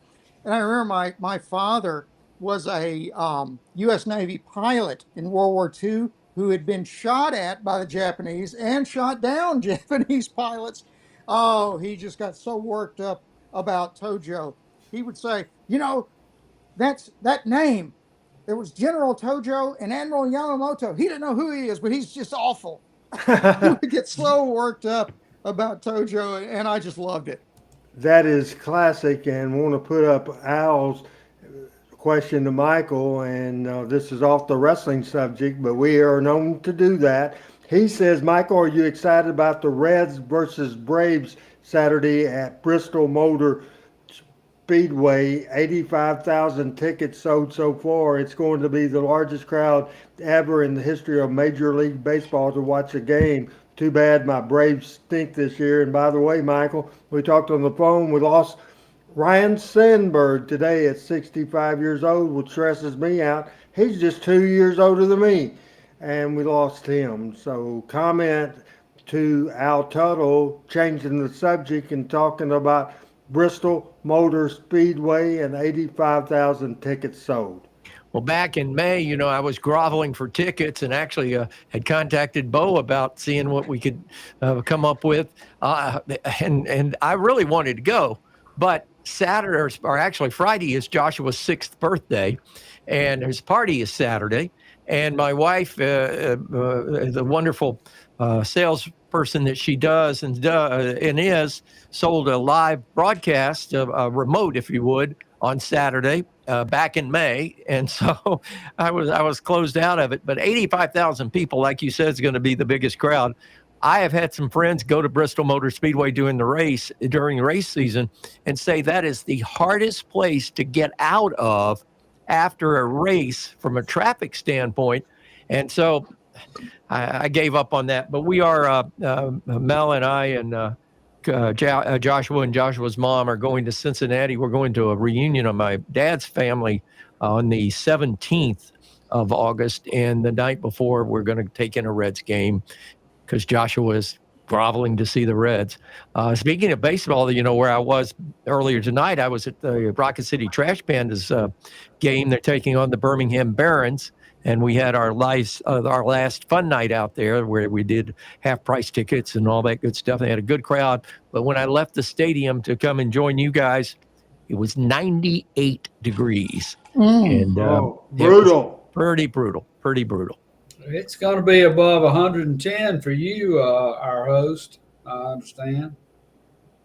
It's rough. The heat index was 114 today. Yeah. It was absolutely miserable. We're going to do some classic wrestlers in this match that we're going to show you right now. This match took place on May the 31st of 1974. It was a 6-man tag team match, and the teams were Tommy Gilbert, Eddie Marlin, and Rick Gibson against Jerry Lawler, Sam Bass, and former 6-time world heavyweight champion and one of the greatest of all times, Lou Thez. Absolutely classic 6-man tag team match, and we'll watch right now on Talking Memphis Wrestling. Lawler having just missed a drop on Tommy Gilbert. Eddie Marlin comes in to help out. A tag and Marlin going wild on Bass and Jerry Lawler. Lawler out through the ropes. As Eddie Marlin rolls Sam Bass down. It may be a pin, 2, but he missed him. A 2 count. Here comes Rick Gibson in, but referee Paul Morton ushers him back out. A tag. What year is this? Thez picks it up. 74. Work on Marlin. Okay. May 6, 1974. Into the corner. Out of it and drops on him with that knee across I there. can The tell, referee too, that checks this the is a feet. voiceover by Lance. This was video that was shot, and then he went in the studio and added the commentary. You can listen to it, you can see the difference in his pattern of how he's doing it. Trouble as Lou Thez goes to work on him. Back against the ropes, and Thez being warned by the referee. Now, Thez would be 50 here. With a side headlock. Rakes him At least. Tags Lawler, who comes into the center. Lawler preventing Marlin from getting to the corner. Drops down on him with that right hand. The referee says, keep that fist open. Lawler pulls Marlin to his feet, decks him with another right hand. Ricky Gibson trying his best to get a tag out on Marlin, but not close enough. Here comes a tag on Sam Bass. They're sharing the punishment administered out to Eddie Marlin as Bass is in there. He was 58 years old in this shot. What appears to be a chokehold. And he looks amazing. Oh, yeah. Jerry Lawler, Gilbert and Gibson both in the corner, too far away to be any official help at this point. Marlin into the ropes. There's that tough top broad arm from Lawler. He drops on him. Count of 1, 2, but Gilbert saves him. Tommy Gilbert in through the ropes. Flips Jerry Lawler off. Marlin still in the ring and in trouble at this moment. Once again, Lawler into it. Ricky Gibson hollering. He made the tag on him. He comes over. Nails Lawler. 1, 2, 3. He got him. I love that finish. Just Great it was finish. quick. Ricky Gibson. There'll be a protest from Thez, Lawler, and Bass on this. Gibson tagged Marlin as he was popped into the ropes, came over the top of Jerry Lawler, got him down for the pin of 3 count. Gibson now takes a heavy knee from Lawler. He's boomed outside the ropes. Ricky Gibson was so smooth, wasn't he? He just looked great moving around in the ring. Tommy Gilbert was smooth as well. Threw him down the ring apron into the What was the last time you saw a knee lift in a wrestling match? His back is hurt. Years. In a long time. This game, youngsters, not through. Lou Thez in there with Tommy Gilbert. Bass paired off with Marlin and Lawler, a guy that he's been looking for. In Ricky Gibson, he's got Gibson's head split open. Lawler continues to administer the punishment to him. Pounds on him. The bout is officially over with as a pin from Ricky Gibson on Lawler. But Lawler, getting his revenge on him, split his head open, continues to work on Gibson. Lou Thez still with Tommy Gilbert. Sam Bass on Marlin, and here comes Gibson back. He booms Lawler over the ropes, knocks him over the top rope and out onto the concrete floor of the Coliseum. The bell sounding, trying to get a little order restored here. The bout is officially over with. Gibson going out through the ropes after Lawler. The referee grabs him. Tommy Gilbert and Eddie Marlin trying to keep him back in. Lawler trying to get to him now. Marlin kicking away at Lou Thez, trying to keep him back. Lawler holds his hand up in victory. No, sir.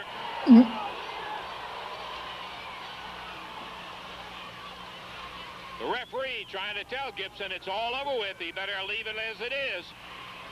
Lawler going back to the dressing room, but the referee officially holds up the hand of Tommy Gilbert, Eddie Marlin, and Rick Gibson, while Gibson still trying to pull loose from his partners and the referee to go after Lawler as he heads back to the dressing room. A beautiful pin by Ricky Gibson on Jerry Lawler. Lawler got some measure of retribution as he busted open the head of Ricky Gibson, continued to pound him in the ring, and then Gibson kicked him out over the top ropes. And Gibson's partners had to hold him back in the ring to prevent him from going out on the floor after Lawler. The official decision comes out to the side of Tommy Gilbert, Eddie Marlin, and Ricky Gibson in a great six-man bout.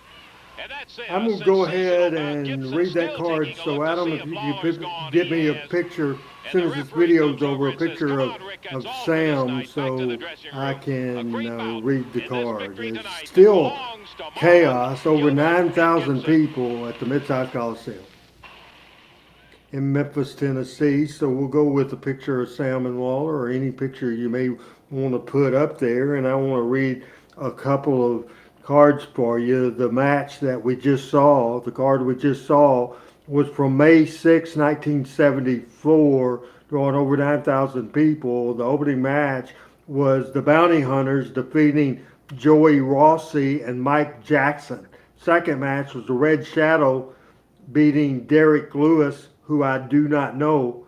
Then, how about this one, Michael? Buddy Wayne going to a draw with Phil Hickerson. How about that? That's a great one. Oh, yeah. The next match, the fourth match of the night, was Tommy Gilbert, Eddie Marlin, and Rick Gibson beat Sam Bass, Jerry Lawler, and Lou Thez when Gibson pinned Lawler. And the final match of the card, and this is very interesting as well. 1974 was just such a great year. The main event on May 6, 1974, the Infernos defeating Bobo Brazil and Bearcat Brown to win the Southern Tag Team Championship match. Just to follow up, the next week, May 13th, did 9,036 people as Steve Kovac beat Samoan 1, Joey Rossi beat Samoan 2. Then it was the McGuire twins, Billy and Benny. And as I read this card, if in the way, Adam, you can find a picture of those big McGuire twins, Billy and Benny, and have that up there if you can. If you can, I know it's late notice. Benny and Billy McGuire beat the Bounty Hunters and Jim Kent in a handicap match. Then it was a return. Tommy Gilbert, Eddie Marlin, and Rick Gibson beat Lawler, Bass, and Lou Thez in a 2 out of 3 fall match. And then in the final match of the night, it was Bobo Brazil and Bearcat Brown defeating the Infernos to win the Southern Tag Team Championship as the Infernos were handcuffed to the McGuire twins. The following week, May 20th, was the Southern Heavyweight title. Lawler beat Ricky Gibson, drew 6,300 people. Then Lawler and Gibson the following week, 9,200 people. Then on June 3rd, 11,000 people, Gibson and Lawler. Then Lawler pinned Gibson 11,600 on June the 10th. So Michael St. John, did you ever get a chance to see the big McGuire twins? I guess this is the McGuire twins with Haystacks Calhoun, wouldn't you think, Michael? Yeah, it is. I was just going to say that makes Haystacks Calhoun look like a midget, and I met Haystacks early in my career, and he was huge.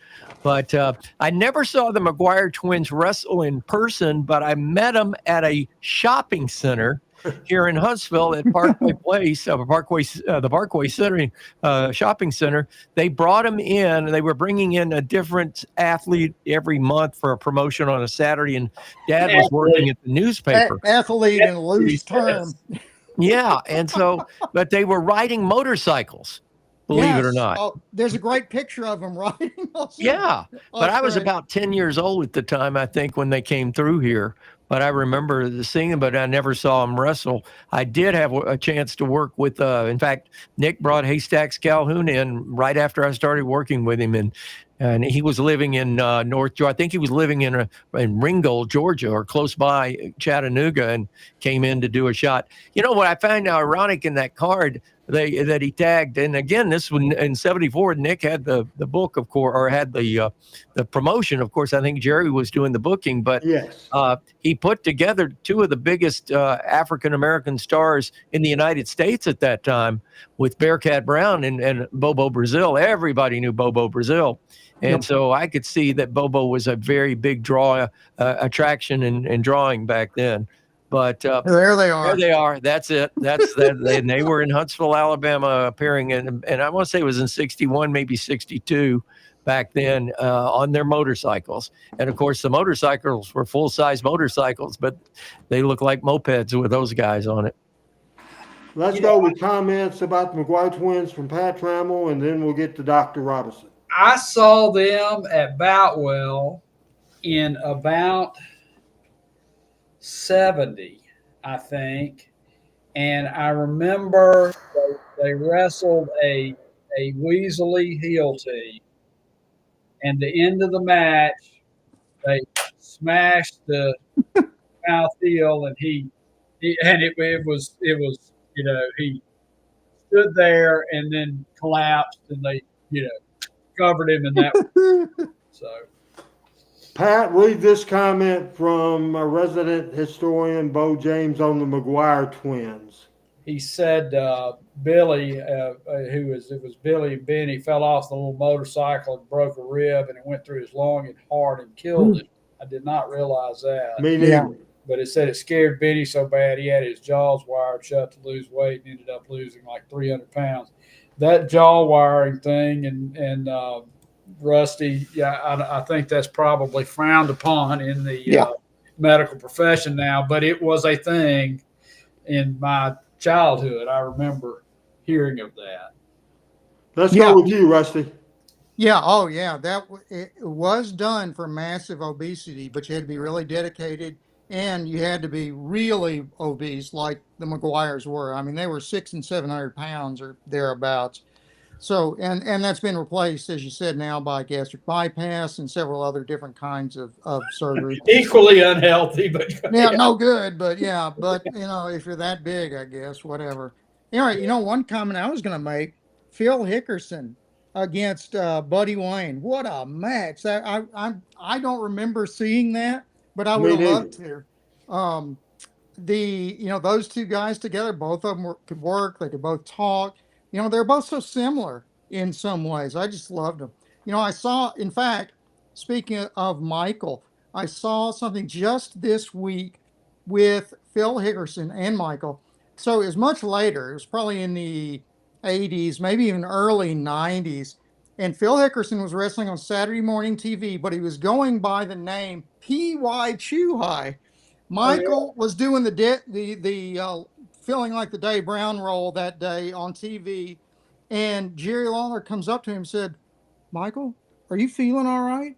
And we're all going, "What is he talking about?" And he's like, and Mike would say, "Oh yeah, I'm fine, Jerry. No, thanks for asking. No, Michael, I'm a little worried about you." Well, why, Jerry? Because you keep referring to that big fat Phil Hickerson as P.Y. Chuhot, and it was just hilarious. And that just seeing Phil Hickerson just reminded me of that. You mentioned Buddy Wayne. I remember in the late 60s when he really, I guess, made his first debut in this area, that he got a big push at first. And then he ended up doing a lot of behind the scenes work with Jerry in Memphis. But his son, Ken, turned into a very good. In fact, wasn't Ken Wayne one of the Nightmares at one time, if I'm not mistaken? Yes. Good wrestler.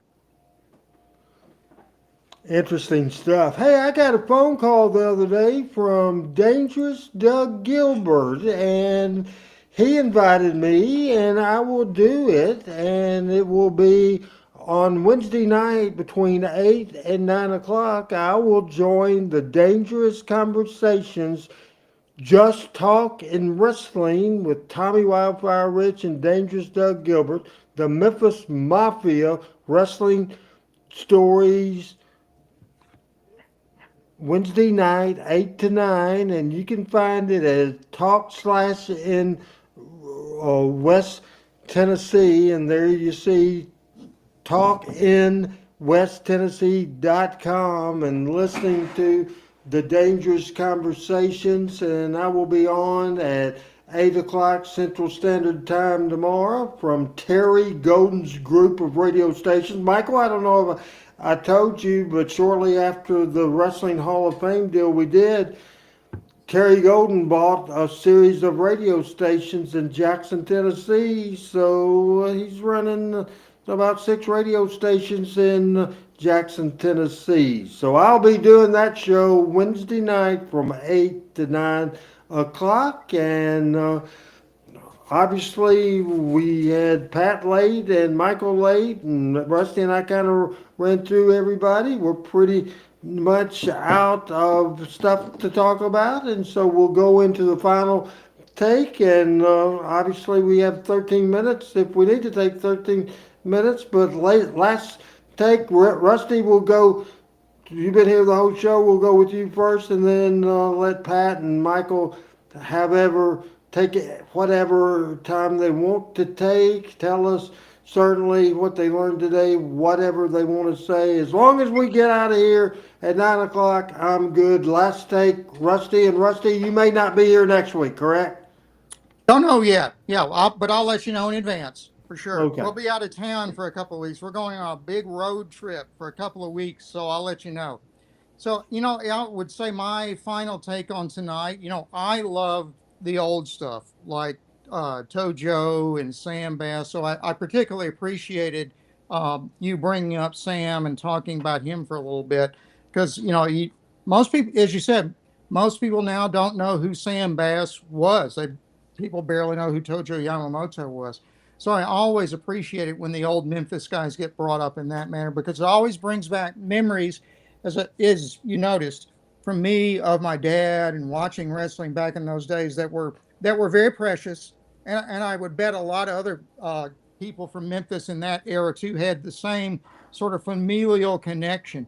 In other words, there are a lot of families that watched wrestling together on TV Saturday mornings and then would go to the matches on Monday evenings. It was a great era. It was a lot of fun, and I appreciate the fact that you brought those guys up again tonight.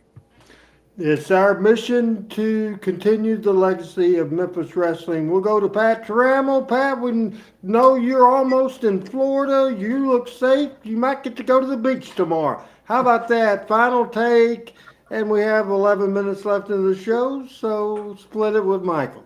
I'm not going to be able to go to the beach. I'm going to get up and start talking and run about a 30-minute promo for a bunch of bankers tomorrow. But I tell you, I do always enjoy talking about Sam Bass.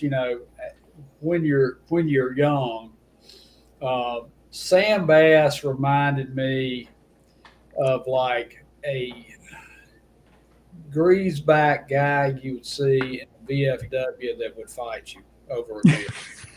That's exactly what I felt like, and I felt that heat, and I knew those guys, and I was afraid of those guys as a child.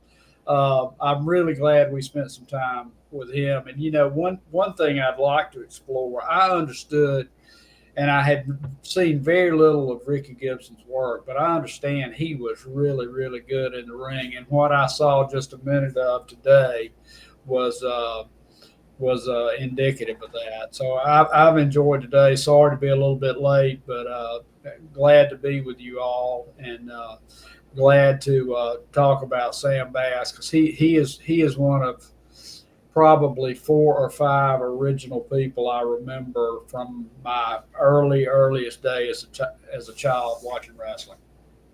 Appreciate it, Pat. And now we'll go with the last day, what he learned today, and just general feeling. And certainly I would like, certainly the sports news of the day was Ryan Sandberg passing away. And Adam, if we can go ahead and find the Ryan Sandberg picture, known for his Sandberg game, that was a famous baseball thing, and I have it right here. Ryan Sandberg, who just a couple of years older than me, born in 1959, passed away in 2025. There was nothing more exciting when Harry Carey would announce a Ryan Sandberg spectacular second base play or a Ryan Sandberg home run. Talking a little baseball right now, I could do that too. And now Michael St. John will give his final take. Michael?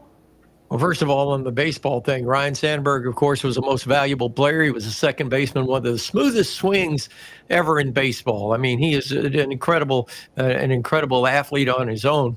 And I don't know if you've seen the piece that ESPN did in remembrance of him. Of course, he died of cancer, which at a very early age, but relatively. But Ryan Sandberg had an opportunity to see him, a Reds fan, of course, but it actually had gone to Wrigley Field and saw him when he's in his very early first or second year, and saw him play a couple of times. He was a perennial all-star and a great second baseman, and lost him too early, 1959, way too early. You mentioned Ricky Gibson. And it's and I got to know Ricky after he had to retire after his car wreck from wrestling, and unfortunately, Ricky got involved with, as so many times happens when somebody is in chronic pain and painkillers, and the traffic accident really cost him his career, and a great career it was. One of the smoothest wrestlers ever to step in the ring in this part of the country. Of course, he was born and raised in Pensacola. And I talked to Robert, and of course, Robert became way more famous than Ricky did because of the Rock and Roll Express. But Robert once said that he had to work for every bit of what he learned in wrestling, whereas his brother Ricky, it came to him naturally. And Ricky was also a football player and a baseball player, and apparently was an all-around kind of athlete. Whereas Robert, when I first met him, Robert was almost as skinny as I am. And then he developed into a great talent, and he and Ricky Morton were just magic, and they still, do shows that are magical. So Ricky Gibson, I'd love to see more of Ricky too. I remember him, believe it or not, Pat, I remember Ricky Gibson when he debuted on Channel 42 with Sterling Brewer. And Ricky could talk the promo, whereas Robert was not a big promo guy. Ricky could talk the promo. So I'd love to see some more footage of Ricky Gibson, but he was a great talent. And had he not had to come out of wrestling because of the traffic accident, I think you would have seen Ricky on a national stage, and perhaps with the gold belt on his waist. Interesting thing happened here Sunday. And I had no idea it was coming down until Saturday night. So the promotion of it was not very good. An MMA fighter from this area named Jerry Silva was going to do a meet greet, autograph session, picture taking session at a Mexican restaurant that if you guys have been here, I don't think any of you guys have been here, but it's been around for as long as the radio station has been here. And Alex Sierra owns it. It's a great Mexican restaurant, but it's really known for its steaks. Tremendous steaks, perhaps the best steakhouse outside of or between Birmingham and Huntsville is Sierra's. But anyway, they were bringing Dan Severin in to do a autograph. You had lunch with Dan at a Mexican restaurant, an autograph, and you get your picture taken for $60 a person. And they didn't sell any tickets, so late Saturday night they canceled. But I had no wind of it. I would have gotten Dan on, Dan on the radio on the morning show simply because he's the man that succeeded Ric Flair with the NWA Gold Belt. So in the NWA World Championship. So I'd have had Dan on. I've actually met Dan. Dan did a show with in Birmingham with Linda Marks back in the NWA Russell Birmingham days. When I was doing her commentary, and got to know Dan and was looking forward to seeing him. But I was the only one in town, I think, that knew it. So anyway, it didn't turn out very well, but hopefully they'll bring him back. But to capsulize everything, the Hogan thing, I was at 2 of the SEC, or not SEC, but the high school media days, Monday in Huntsville and today in Gunnersville. And both times I had sports people from TV, from the other TV stations, come to me and talk to me about knowing Hulk Hogan. And I want to shout out to Conrad Thompson and to Jeff Jarrett today that included me on their show regarding Hulk Hogan and showed the video and spoke nicely of me, which I appreciate very much, and showed I could kill Conrad, though. He showed my picture, and it was the baseball card, or the card that Arby's did for Nick Goulas back in the day. And I've got my glasses. I've got my Adam Ant glasses on, and it didn't. If he'd have showed my picture now, I don't look as good as I did then, but at least it would give people an idea who I am. But he showed that old card, and I went, what the heck? But I do know this, though, and I do appreciate this. Conrad Thompson has my baseball card, so I appreciate that very much.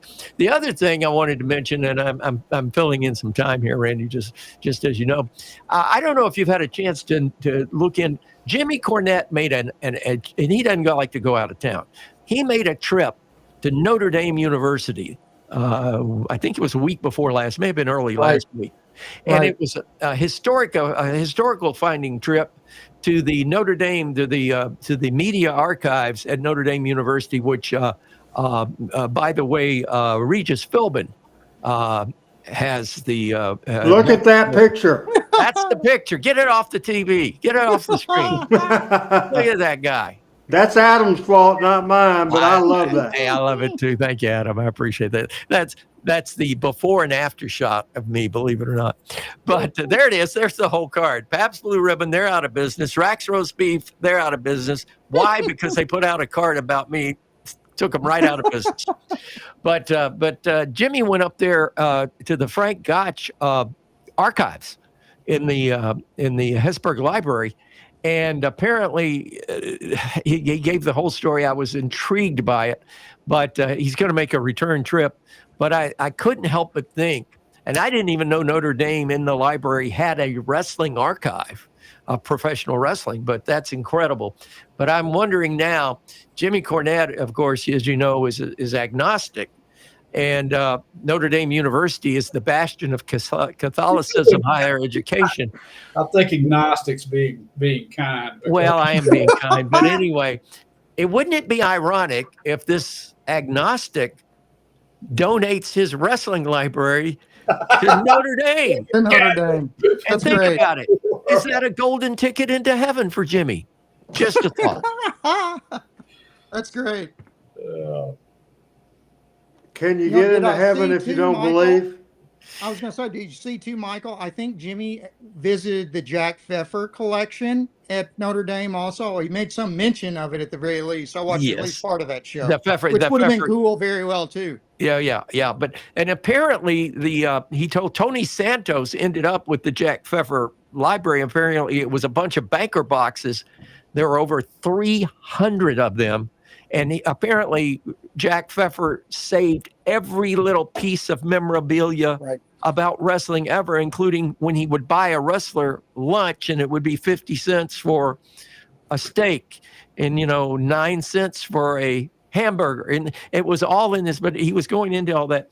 But I just thought, and when I'm listening, I'm just thinking, now, wouldn't it be ironic if So, and by the way, and Jimmy, if you catch wind of this, I love you like a brother, but for 2 years now, I've tried to connect with you when we come to Louisville for the AT&T Morning Line.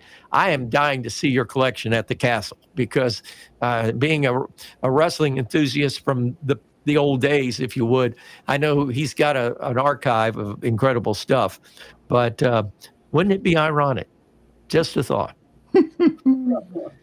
All right, this has been a fun show. I thank Team Hales and Bo James and PJ and everybody that's commented today. I think Rusty that was with us at the top of the hour when we began this thing, and he's there at the end. Pat Trammell had to bust his ass and drive to Florida to get here, but he is here as well. And Michael St. John, you had horrible connection, but I don't know what you did this last time. I don't know what you did. Real quick, 30 seconds. My brother-in-law was upstairs. Melanie's, well, he's not my brother-in-law, he's Melanie's brother-in-law, but I guess that makes him my brother-in-law. Anyway, he's upstairs, and he was helping me redo the studio, and we put all new cabling in here. Every piece of it was brand new.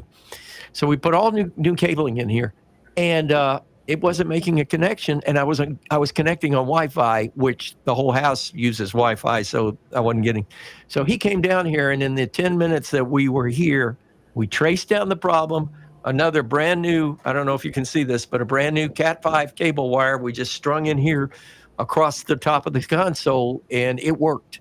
So thank you to, and he's a great guy. He's living with us right now, and they've just sold their house in Florida, and they're moving here right now, and he and his wife, and wonderful folks. I never have had, a brother-in-law that I could talk to. My previous brother-in-laws have either been geeky or big-time game hunters. I have my ex-brother-in-law in Pleasant Grove, Alabama, Jimmy McBrayer, once he was shooting a deer, but his eyesight wasn't good, and he went looking for the deer, and he never found the deer, but there were a bunch of quills laying around, and he shot a porcupine.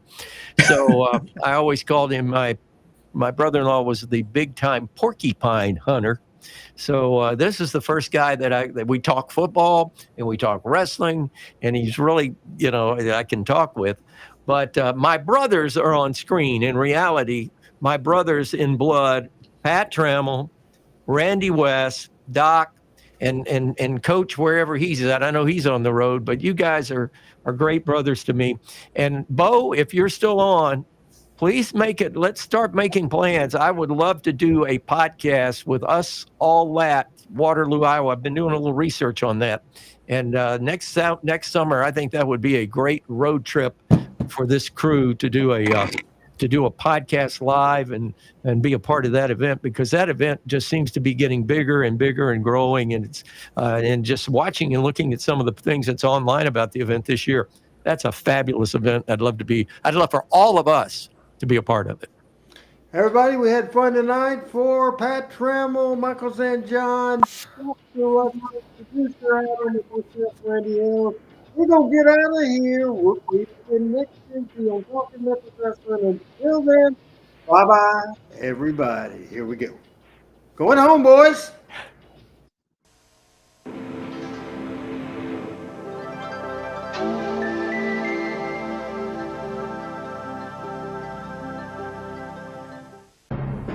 Talking Memphis Wrestling with Randy Hales is now streaming live on Fun Media at fun927.com and is always on Facebook, YouTube, X, Twitch, and at tv5wrestling.com. Talking Memphis Wrestling with Randy Hales and special guests.